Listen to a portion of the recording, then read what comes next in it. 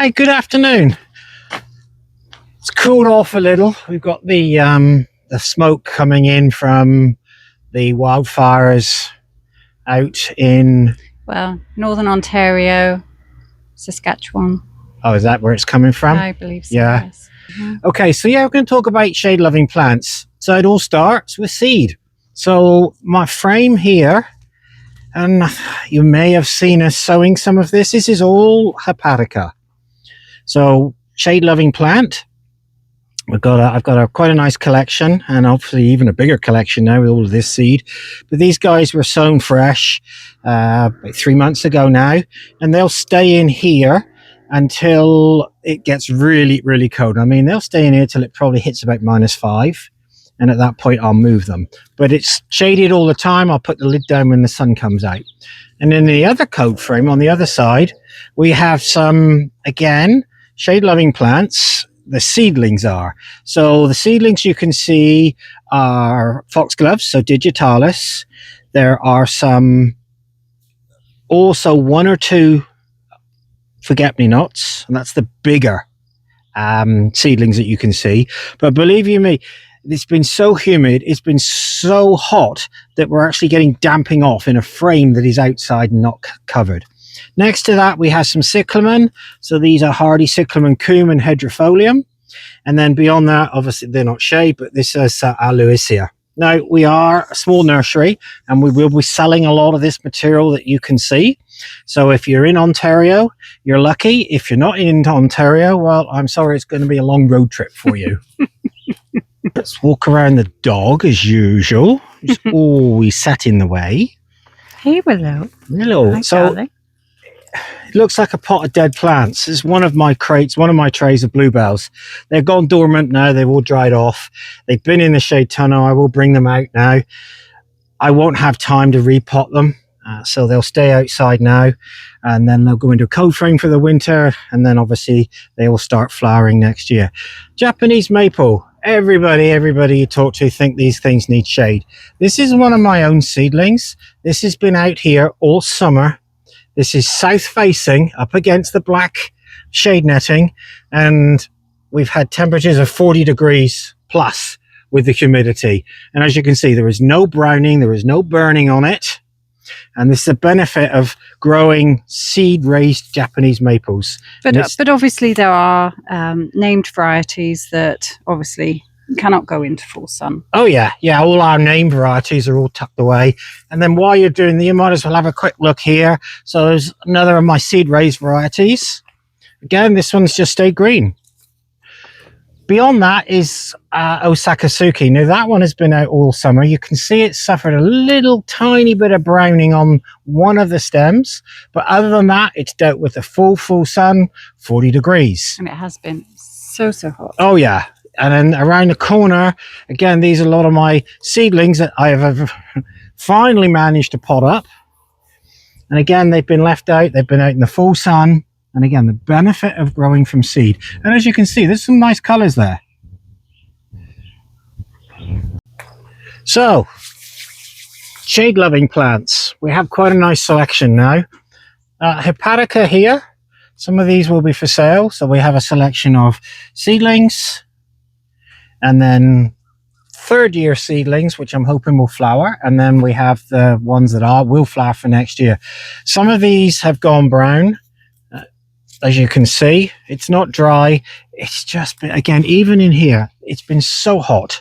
And you can see on this Japanese maple here that although this has been in the shade house, it's still suffered. And this has suffered from the heat being blown in through the door and just being ridiculously hot.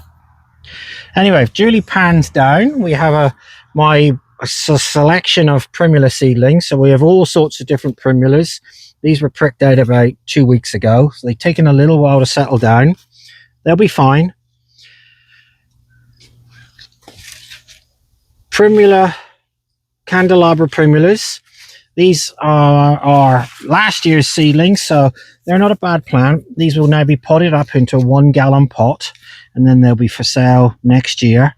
These are mixed colors, but again, they do like the shade. They like a fair bit of moisture as well. Beyond that, we have stock plants of Hepatica. Again, these actually are looking much nicer. They're out of that effect of that hot air being blown in the end of the tunnel there. So there's very little browning on those. And then down again, we have more Primula. Primula on the floor. And then we have some of last year's Primula, which I've still got to get at yet. They've gone a bit pale because they need to be potted up. They'll be fine, but I'll probably leave these now until end of August, middle of September. Take all the leaves off, split them if I can. And then we have the one thing that's flowering at the moment, and I have to pull the label because I keep forgetting. So I'm waiting for you to pronounce it. Yeah, I know you are, yeah. It's the Anemomeopsis macrophylla. Not bad. It was better than the Yeah, other day it's better when than we my tried. other attempts. It's a beautiful flower, flowering late, and the stems just like wire. Really stiff, isn't it? Oh yeah, really stiff. Yeah, lots of flower buds on. Yeah, nice lot of flower buds. So I'm going to collect some seed off that. In fact, this very first one, you can see how stiff it is. You can see the seed heads there. So when that's right, we'll collect them. I will put little bags on these, each one of these, so that we don't lose the seed. You want to check on those hostas that you divided? No, but at the back there you can see the hostas that we did a couple of weeks ago. What was the no for?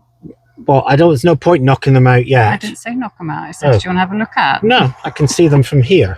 You don't need to go over there. Good, because I wasn't going to break my neck trying to get there. But they're fine. I mean, there's one or two actually have got some new shoots on, but they've not done nothing root-wise yet. And then beside it, we've got a couple of nice Japanese maples. Now, these guys do need to be in the shade house. Yeah, beautiful colour. And then a rhododendron there, and we'll show you one of the other rhodies in a minute. So some of our larger Japanese maples, and again, even they've suffered a little bit in here. There's a little bit of leaf drop, and it's purely heat. It's heat stress. It's not dryness. It's just pure heat stress. But they will be fine. They'll start colouring up in another probably 6 weeks' time. And then we have a selection of, we have hellebores, epimediums, ferns, quite a few different varieties of ferns. Now, all of this will be for sale next year. This was all potted up in the spring, either as bare root or as plugs. So we'll lift a few of these and give you an idea. So this is I gotta check these out because I still don't know all the names yet because they're all new to me. So this is Erythrum Niponicum Red Beauty. So again, really nice potful now at this time of year. So by next spring, when these guys go up for sale, they're going to be a really good potful. And the roots on this, again, really nice root system on it.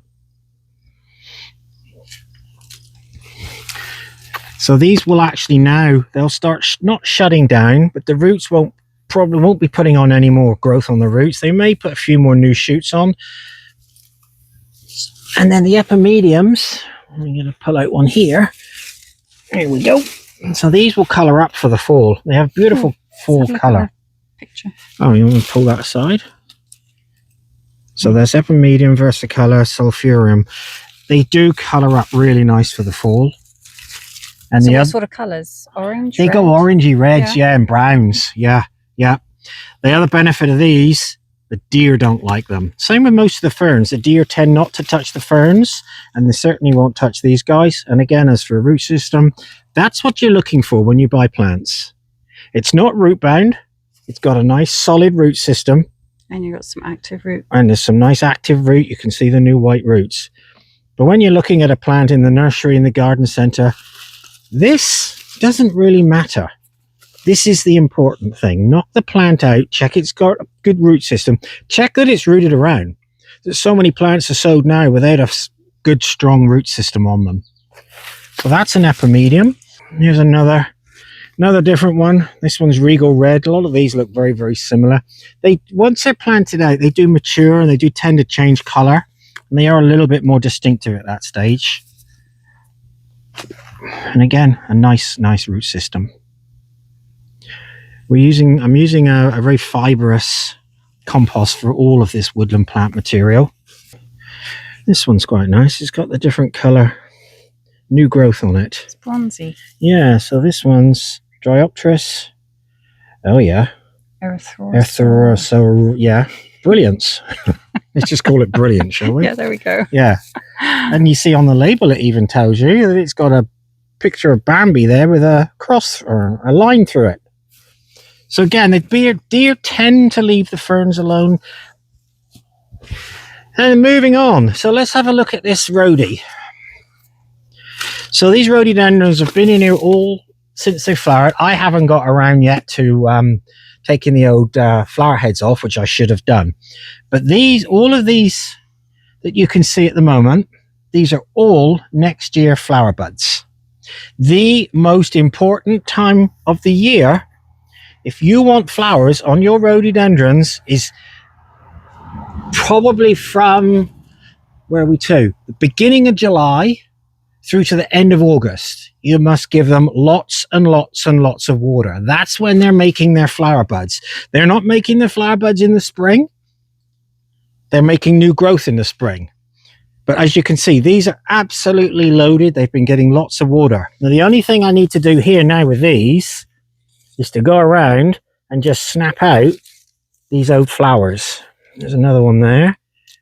They just snap out really easily. I should have done this earlier, but I've just been so busy. And if you go careful, you can just snap them out. Now that's the old flower heads. Some may set seed, but you really don't want it setting seed if you want the flower for next year. So that's looking really nice. And then, on the floor here, we have Aracema. These will be another 3 or 4 years yet before they flower, I expect. But this is the, I've forgotten the label's over there. Hang on a minute. Back up. Back up. Back. Mind you don't trip over. Whoa. There we go. So it's the Aracema candidicium, which is the pink one. I will show a picture. We'll put a picture up. This is my stock plant, and it's actually set seed.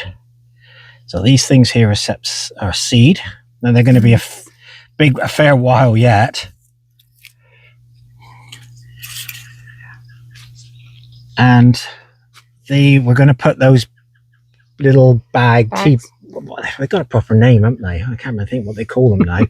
They're like a tea bag with a little drawstring on them. And you can just put that over the seed head, pull it tight, still breathes and everything. And then if the seed does pop out before you're ready, you catch it in those little bags. Then we move up we have a selection of Pulmonaria, brunnera. Again, these are looking really nice. There's a bit of variation. I mean, there's some really good strong ones here, and there's 1 or 2 that just haven't done so well.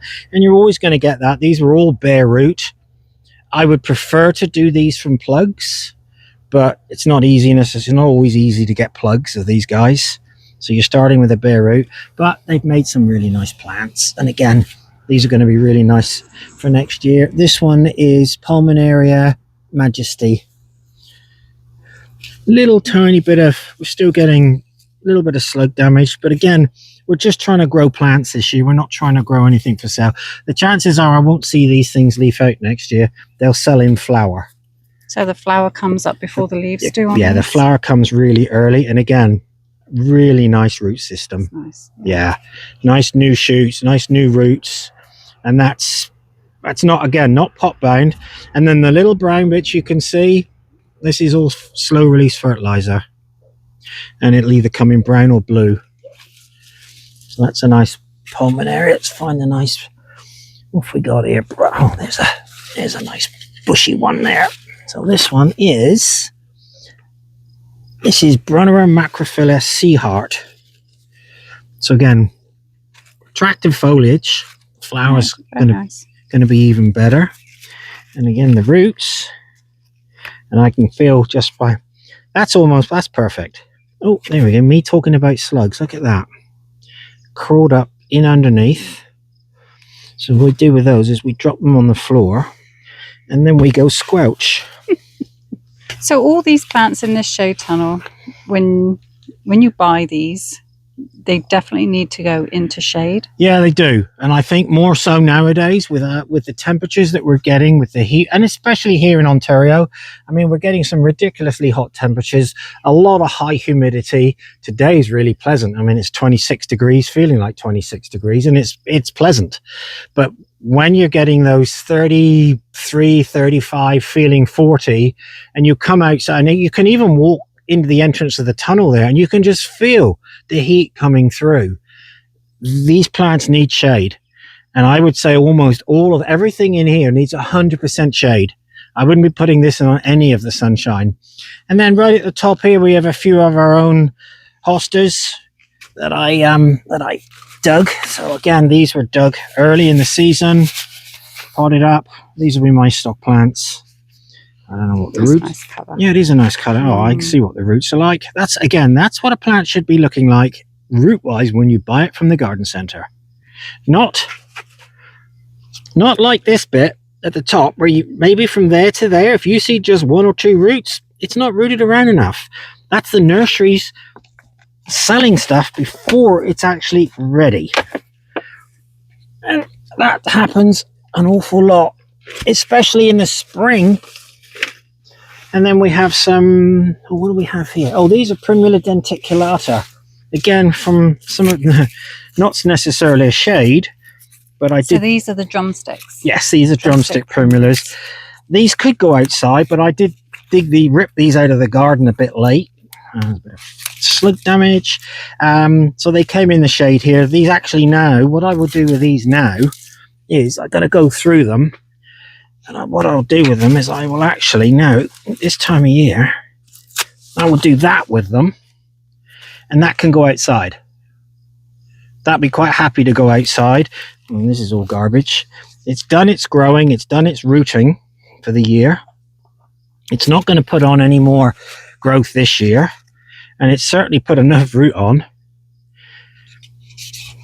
So that there again, that could be split. There's two there if you want, but I won't. That's a really nice plant now, so that can be planted out next year, or I can sell it next year, whatever I decide. So typical slug, I don't know why I'm carrying that on the pots there. Typical slug damage, as you can see. Lots of tiny holes, and they're not chewed right through. Now, up here, again, they say there's one that's not rooted around very well. Not yet. It was probably done a little later. But yeah, back to the slugs. You're saying up here in the shade tunnel? Up here in the shade tunnel, obviously we have a lot of water. We tend not to get much in the way of birds in here, or frogs and toads. But that's why we have slug damage here. But what I'm going to do is we'll take you down to our large hosta bed, and we'll show you the amount of slug damage we have down there, and then I'll explain to you why we have none. Or very little. Or very little. Let's go for a walk down to the pond. Go on, you, out the way. Good girl.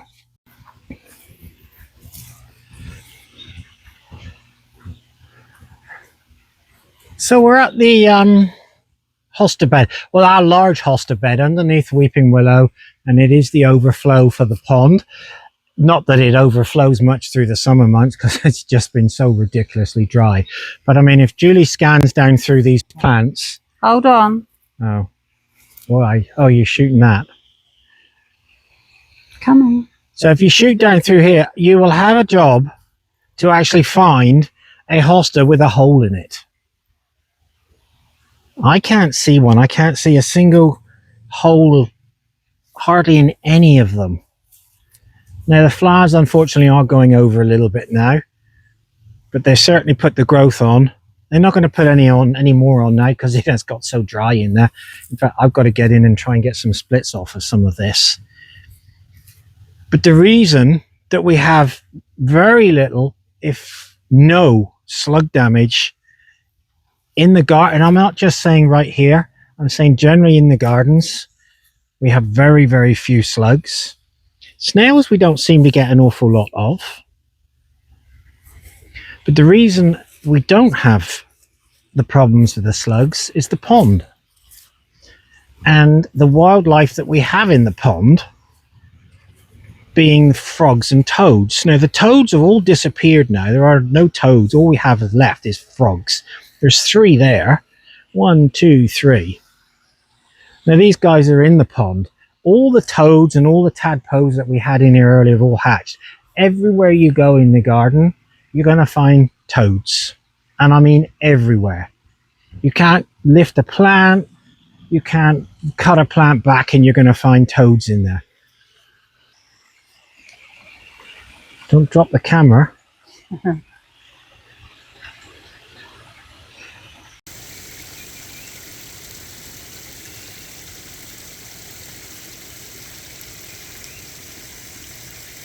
So yeah, as a little piece about our shade-loving plants, I hope you found that informative.